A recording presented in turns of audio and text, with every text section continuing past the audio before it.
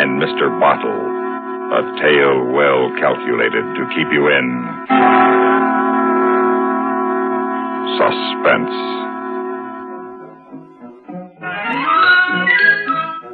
It had all begun so harmlessly. That's the devil of it. You see, I'm a widower.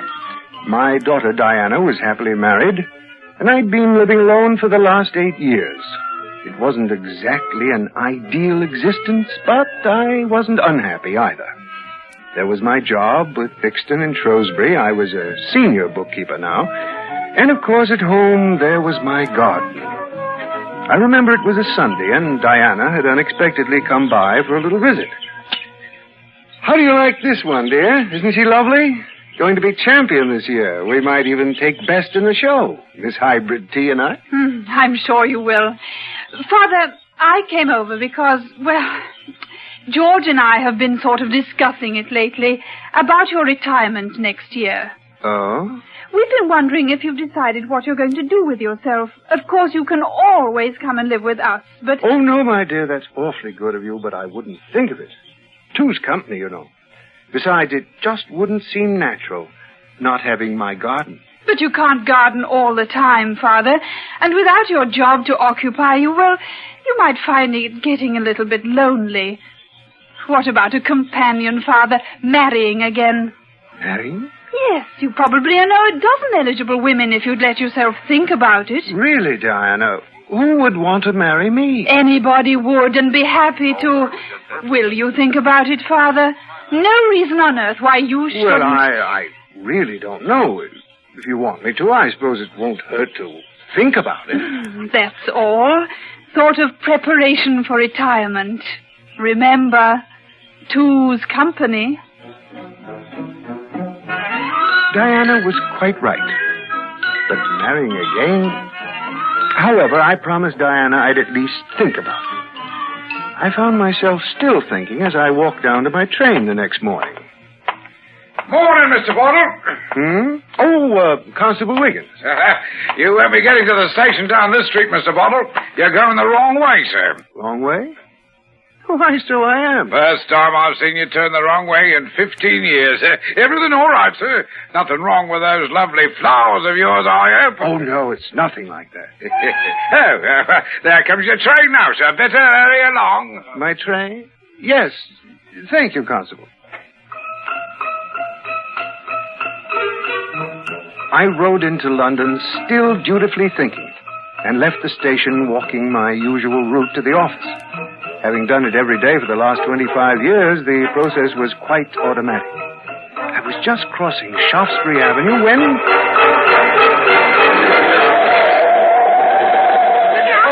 out! Oh, are you all right? I think so. Let me help you out. There we are. Are you sure you're all right? Yes, thank you very much. I'm most terribly grateful, Miss... Mrs. Magwitch. Ethel Magwitch. Mrs. Magwitch, I rather think you saved my life. Now, you sure you're all right? We shouldn't try our wings too soon. Shock, you know. Well, my office is just around the corner, you see. Fixton and Shrewsbury. Fixton and Shrewsbury? Why, of course, I should have guessed you'd be with a fine old firm like that. You're so distinguished looking, you must be the office manager. No, nothing like that. I'm merely a senior bookkeeper. Senior bookkeeper? Oh, I just knew it was something important. Your wife must be awfully proud. Well, no. Well, that is, I'm a widower. Now, isn't that a coincidence and myself a widow? Sort of fateful-like, you might say. Yes. Well, thank you again. If you'll excuse me... You know you haven't told me your name. It's Bottle. Eldon Bottle. Eldon. Oh, such a nice name and so refined. If there's ever anything I can do for you, Mrs. Magwitch... Oh, why, that's perfectly sweet, Eldon. Why don't we just have lunch together? Lunch? Well, really, Mrs. Magwitch... I know the nicest little place. It's such a cozy little place. Now, you run along to work, Eldon. I'll be waiting outside Sixton and Shrewsbury at noon.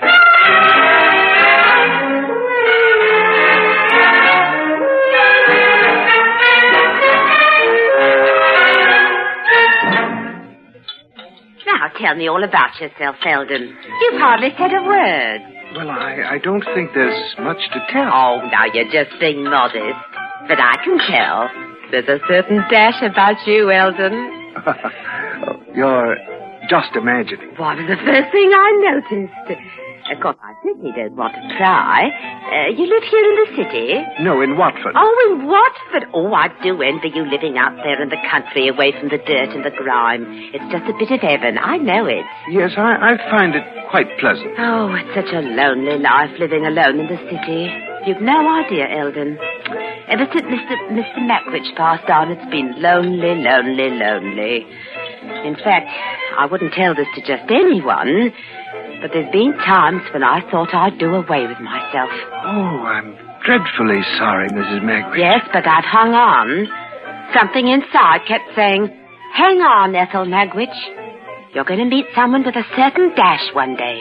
Someone who needs you, and you'll both be happy forever after. Eldon, do you believe in fate? Fate? There are forces in this world, Eldon. We're all little threads being woven into the mystic tapestry of life. Don't you see? Fate's knotted us together, dear Eldon, with mystic hands. We couldn't escape now if we wanted. No, Mrs. Magwitch, I don't think that... I mean, fate... Well, all that's happened is... Exactly. I knew you'd see it. Oh, Eldon, I can't tell you how happy I am. Please, Mrs. Magwitch, Eldon, look at the time. Oh, it's just flown. Back to work now, dear. Tomorrow, dear Eldon, I'll be waiting right outside at noon. I've never been sure which hit me that day, the car or Mrs. Magwitch. The next noon, she was waiting faithfully outside the office, and we went to lunch again.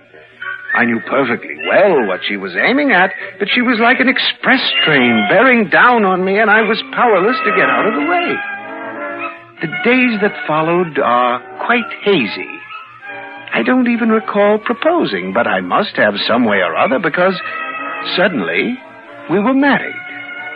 Immediately afterward, I had an inkling how life with my new companion was going to be. Now that you've seen the house, what do you think, my dear? Small. That's what I think, Eldon. Not at all what you led me to believe. Oh, I'm sorry. I've always thought it quite roomy. Margaret and This I... furniture's hopeless, too. What's outside those doors? Oh, they lead to the garden. Come along, I'll show you. I was saving the best for last. There you are, my dear. Oh, Eldon. Yes, I thought you'd be surprised. There's something about flowers. My happiest hours have been in this garden. Biggest waste of property I ever saw. A waste of time and property, that's what it is. Knocking about in the dirt for a lot of colored weeds. You don't like flowers? Not at all? You might as well know it now, Eldon. There are going to be some changes around here. I have some plans. Plans? We're not going to argue about it. We'll discuss it at the proper time. Now, go in and wash your hands. It's lunchtime. Marriage, that is a successful marriage, is based on compromise. So I let Ethel have her chromium furniture. It was hideous. It was only the beginning, though. Our first 6 months were a whirlwind of changes. My clothes, musical tastes, everything.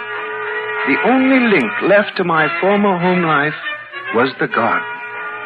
I retreated there whenever I could. Then, one evening, I came home to another surprise. Oh, Charlie. No, you don't mean it. Now, this is really funny. Ethel? Oh, so you're home. Well, just look who's here, Eldon. Charlie. So this is Eldon, eh? Hello, Dad. Dad? You mean this is your son? Well, of course he's my son. What's the matter with you? I told you about Charlie. Don't you remember? I'm sorry, my dear, but I'm afraid I don't. Eldon, I distinctly told you about Charlie. You tried to embarrass me. Now, calm yourself, Mum. It's nothing to get in a row about. I'm here, that's all that matters to Dad. Isn't it, Dad? Well, yes, of course. Of course. Now, how about joining us in a little drink, eh? We're celebrating dear Charlie's release, Eldon. Release? From the Navy, that's what Mum means. Don't you, Mum? Navy? Oh, yes, of course that's what I mean. How about a nip for you, Dad? Say when. Oh, thank you. I don't drink. Don't drink? That's right, Charlie. Most ordinary little man you ever saw. Well, now we're going to talk about Charlie. We're going to help Charlie, Eldon. Oh, we are? In a business way, Dad. Now that I'm living with you, Mum thinks I ought to be doing something. A little business, all nice and legitimate. Mum told me about her plan. I think it's lovely. Plan? I told you I had plans, Eldon. First time I saw this place. I just never you mind. It's for Charlie. That's right. No sense in troubling you till we get it all worked out. It's going to be a regular gold mine, Dad. Gold mine? Charlie and I will handle it, Eldon. Yes, but I'd like to know something about it. At the proper time, Eldon. Yes, my dear, Eldon, you're being trying again. Now you run along out to that garden of yours. You may not have it much longer. That's right, Dad. You're going to see some big changes around here. So enjoy it while you may.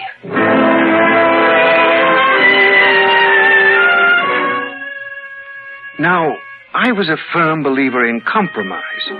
But it was dawning on me I was doing more than my share.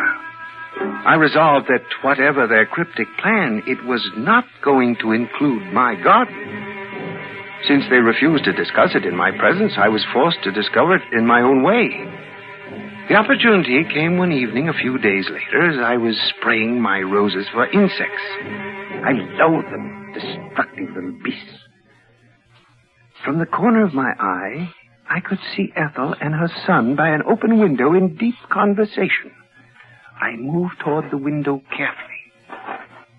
No, Mum, I don't think it'll be best that way. The bar should be over there against that wall. Well, I'm afraid that wall's a bit small for the bar, Charlie. No, we don't need a big one, Mum, with all the tables and chairs we're planning on. Well, don't forget now, we're extending this room out over the garden. No sense in cramping ourselves. You're right, Mum. But any way you look at it, we're going to have the sweetest little tavern this side of Buckingham Palace. Couldn't have picked a nicer bit of property. You know your mother, Charlie, always merry with an art to business. But when do we inform the little gardener? You know, he might throw a bit of a fuss. Him? Oh, I'll wrap him around my little finger.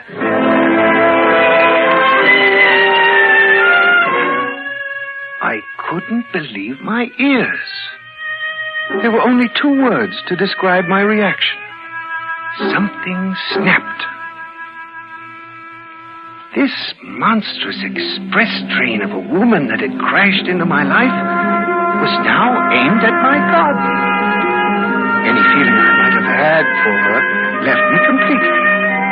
I was going to stop her, and I was capable of the most drastic means. Later that evening, when we were alone, I gave her one last chance. Ethel, I have something to say to you. What? It's about your plan for the house. I've told you, Eldon. I'll discuss it with you at the proper time. I already know about your plan for this nice bit of property, my dear. Oh, you do? Just what have you got to say? Don't try it, my dear. You see, now that's exactly why I didn't want you to know. You're just not a businessman, Eldon. You're content to live in your backward little way, depriving those who love you.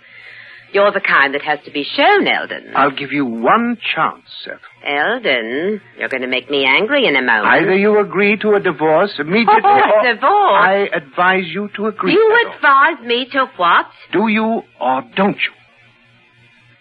Let me tell you something, Eldon Bottle. I love you. Try and divorce me, and I'll break every bone in your body. Then there is nothing more to say. By the way, my dear, I'll be spending tomorrow night in the city. Why? It's the annual audit of the books. I'll be working quite late, so I usually spend the night in a hotel. Otherwise, I hardly get home before I have to be at work again. All right, Eldon. Business is business. Charlie's off till the end of the week, too. Oh, he is? You'll be all alone? Oh, don't worry. I'll enjoy myself. Now, you run along to bed.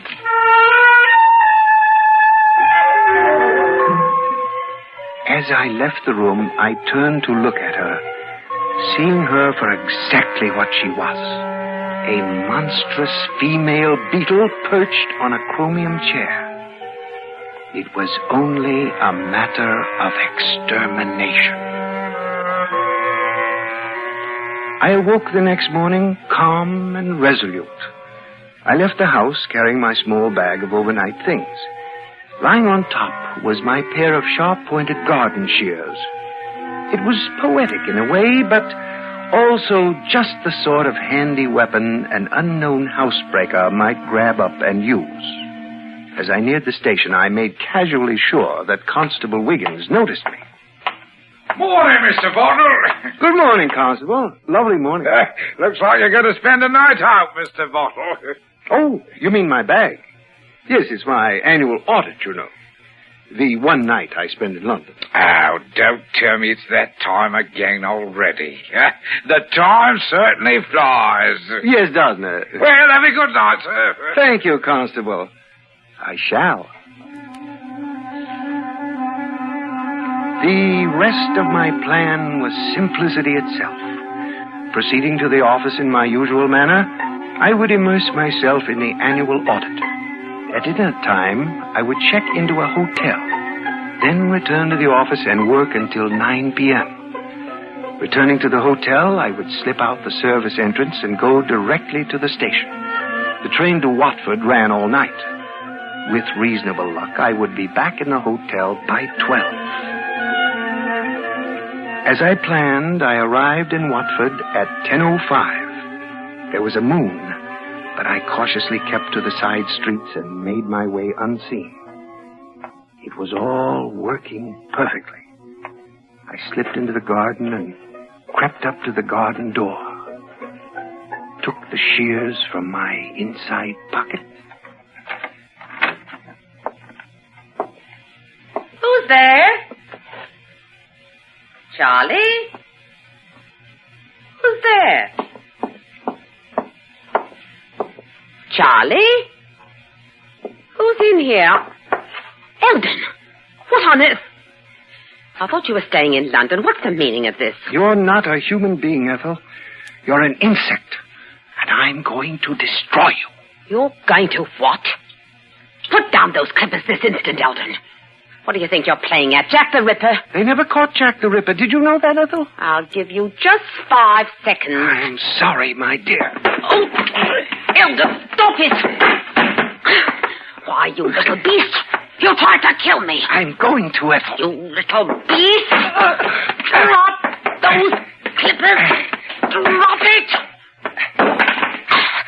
I'm going to break you in 2. She was like a demon. My sides were being crushed. I couldn't breathe. I lost the initiative. I had to retreat. I dashed for the garden door. Come back here. She was coming out after me. You little beast. I know you're out here. If I don't get you, the police will. You better pray for the police. She started for the other end of the garden. I waited until she got there, then ran for the street. The only safe place was London, and I went there.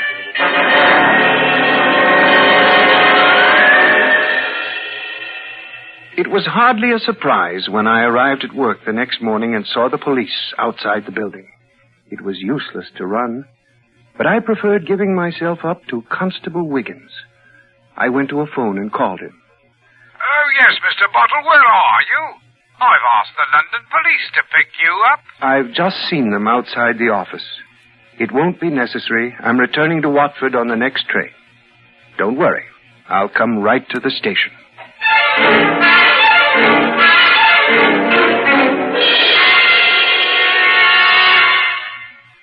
In a moment, we continue with the concluding act of Suspense. Higginbotham here. We will now commence our lesson in stereophonic reproduction. Listen to the call of the spotted millsnicker on ordinary stereo. Now then, on a Columbia Stereo 1 phonograph. Obvious difference, what? The Columbia stereophonic system really causes all others to blush, for it is not composed of just a few separated speakers. Columbia is the originator and exclusive purveyor of stereo projection. Only Columbia fills every inch of a room with real, lifelike sound. Now, when I was bird watching with the Duchess of But let that pass. You simply must hear the Stereo 1 phonograph by Columbia. Ask your Columbia phonograph dealer for a demonstration. And, chaps, portables are priced as low as $39.95. Consoles commence at $129.95. Lost that bird.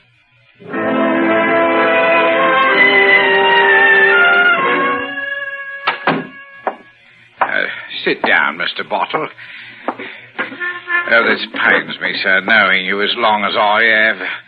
Oh, I'd like to make it easy on you, but the circumstances make it impossible. Oh, it's very kind, Constable, but I quite understand. Could we just get on with it? Oh, yes, sir. Your wife's still quite nervous. You know Dr. Penrose, don't you, sir?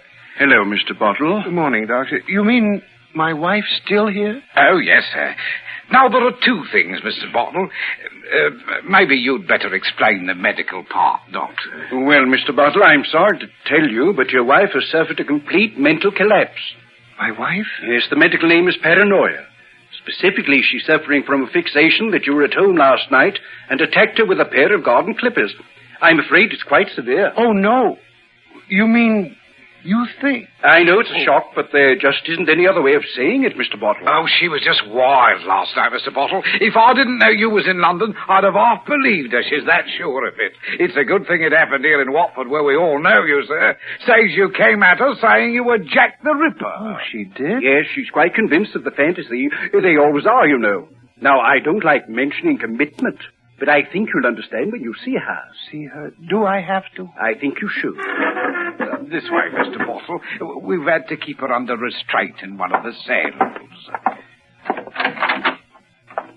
Oh, so you finally caught him, the little beast. You're going to get 50 years for this, Eldon, and my solicitor will sue this police department. Well, open it. Let me go.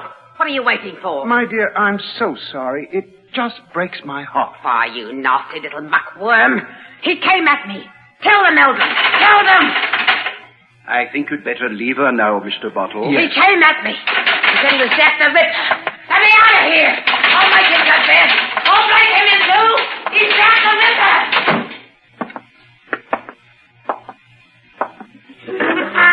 Sit down here, sir. The wisest thing now would be commitment, Mr. Bottle. It would be dangerous if she won't. Yes, Doctor, I'm afraid you're right. And if you'll just sign these papers, sir, I'll call the sanitarium.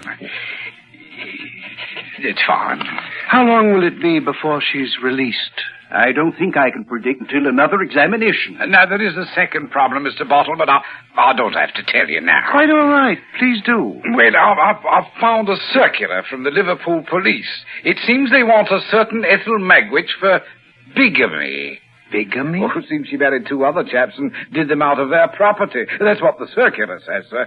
I'm very sorry. I know it's an added shock to you, but... oh, Mr. Bottle, maybe you better go home, sir. Yes, I think I will. My flowers need watering.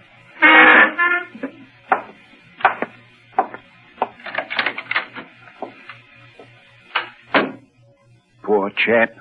Those are two terrible blows, Constable. Yes, sir. But it's a funny thing, Doctor. I could have sworn I saw him smile.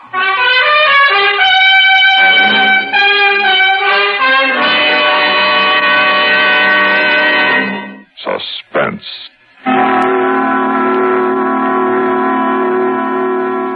You've been listening to The Beetle and Mr. Bottle by Richard Chandley. Included in the cast were John Gibson as Mr. Bottle and Kathleen Cordell as Ethel, with Mason Adams, Patricia Baxter, Ian Martin, and Guy Rep.